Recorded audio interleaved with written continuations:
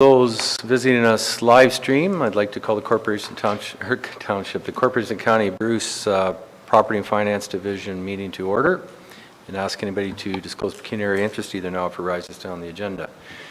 Action items, Betty Ann. Thank you, Warden Mitch. The first item is an annual report that you receive and prepared by the Deputy Treasurer, and it's in regards to our transfer to reserves. So it's how we manage year-end reserves to ensure that those funds are in fact channeled appropriately and where they should be transferred either into reserves or they would become part of the year-end surplus. So just to highlight, the report of course has been circulated, but any unspent capital projects, certainly any unspent special projects or committed funds, and then special funding monies, and then there's some specifics related to our social housing programs and our forestry program, and also homes donation. The one item that is new that we're recognizing as part of a moving forward with program budgeting is the and program budgeting, and also that we budget successfully to pass our budget early prior to the beginning of the calendar year. And when we're doing that, there are areas where the directors don't know what the balance is going to be if they're in the middle of just finishing project, but it would have to be carried over. And when that occurs, then the director then would be responsible to come back to the committee to ask that they utilize those reserves to finish the project.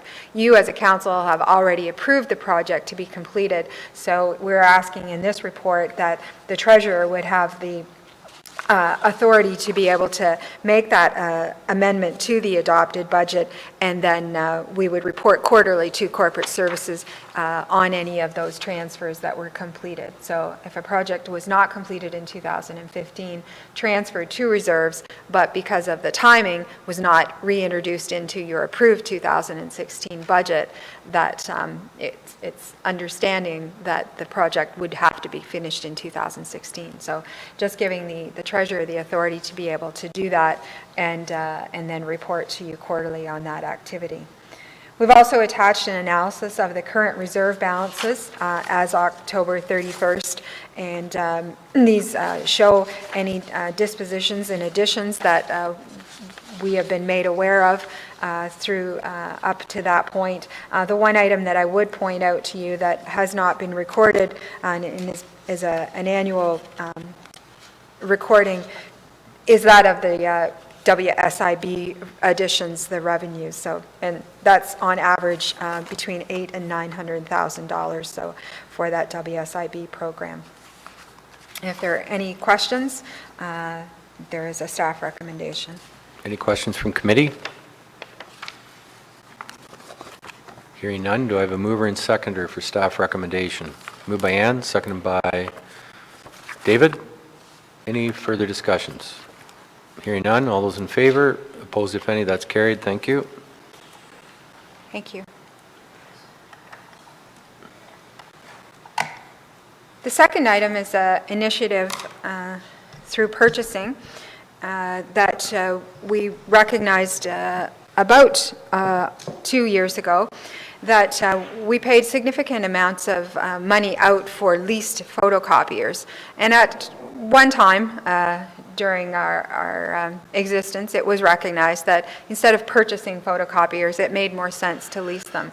But over the last number of years and through an analysis through purchasing, we recognized that that was no longer the most efficient and cost-effective method to be able to bring the delivery of photocopying into our various departments. So with that in mind, 2 years ago, we started putting funds aside each department to be able to actually purchase their photocopiers. And so we did an RFP, and we particularly did it as a request for proposal as opposed to a tender, because you can imagine different firms will provide a different level of service that would follow the copier being installed. And we know that because we've been involved with many different companies over the last number of years, and when that photocopier breaks down and is not working and the service isn't arriving within 12 to 24 hours, it can certainly put a wrench into a lot of the operations. We find out how really dependent we are on those paper copies. So the report that has been prepared and written by our purchasing analyst and our IT manager with input from the interdepartmental evaluation team recognizes the process that they went through for the RFP and outlines the how the proposal was evaluated. So on the second page, it shows that the technical features was 35%, the references and proven experience was 25%, the overall proposal quality was 10%, and the financial component was 30%. The reason for presenting this to you today is that when the evaluation committee reviewed this, the highest ranked was not the lowest priced proposal. So although they are the lowest operating costs, as we move forward, they were not the lowest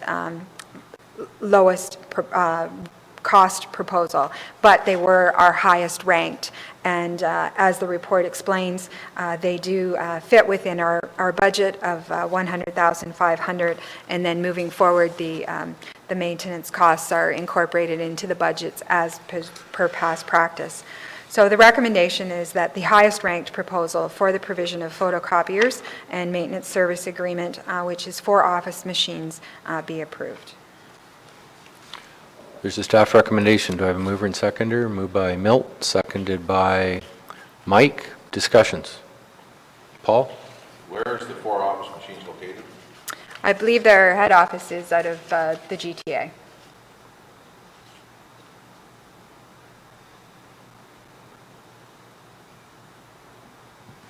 Any further discussions? All those in favor? Opposed, if any? That is carried. Thank you.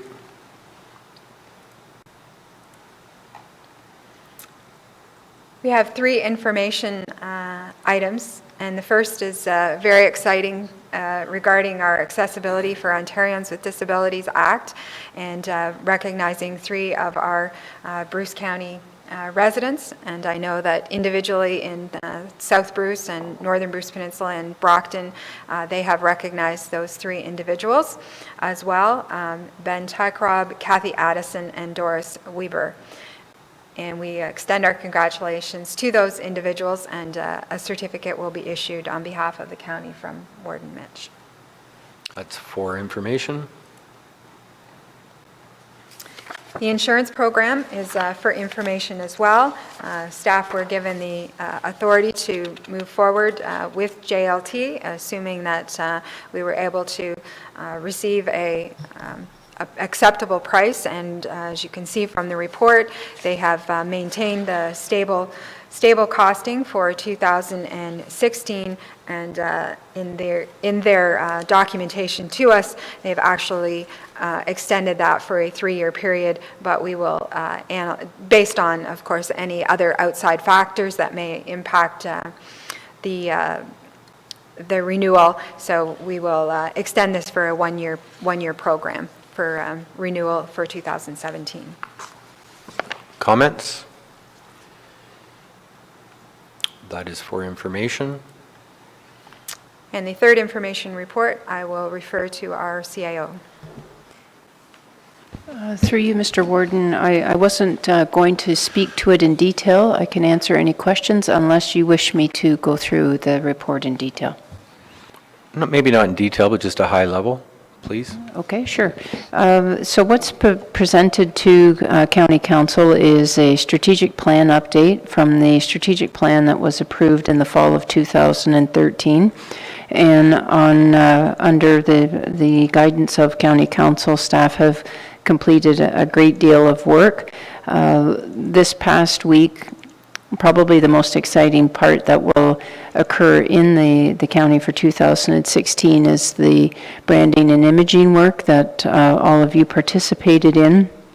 And that will go a long way in securing a unified single county voice. The utilization of technology, we continued to go down that path quite aggressively, with the most recent being the live streaming of county council meetings and committee meetings. The area of engaging our staff, the 3 cross-functional teams in particular are worthy of mention, that they're doing a lot of really good work, and just the fact that the individuals are from all the departments across the county is pretty exciting. And then in the area of our elimination of our own red tape, we are continuing to aggressively deal with that, in particular some of the changes within departments that we've implemented this year. And the balance are more to deal with the annual business plans and the programmatic budget changes that were implemented this past year. And staff will be bringing back to County Council in January the revised annual business plans as per council request. And then finally, there's a quick summary of 8 points of a bunch of the work that's been done in the area of the operational review. And I'm quite proud to be able to report that of the 67 recommendations, we have completed 36, and our goal is to have upwards to 55 completed by the end of the 2016 fiscal year. So. Good, thank you. Kelly, questions, comments?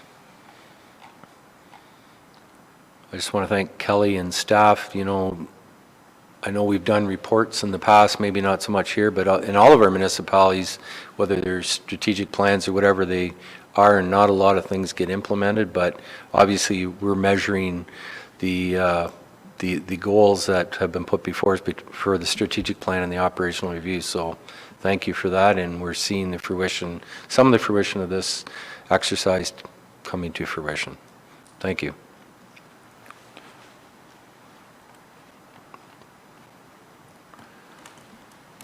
All right, next meeting date, January 7th, 2016. Believe it or not. Need a mover to adjourn.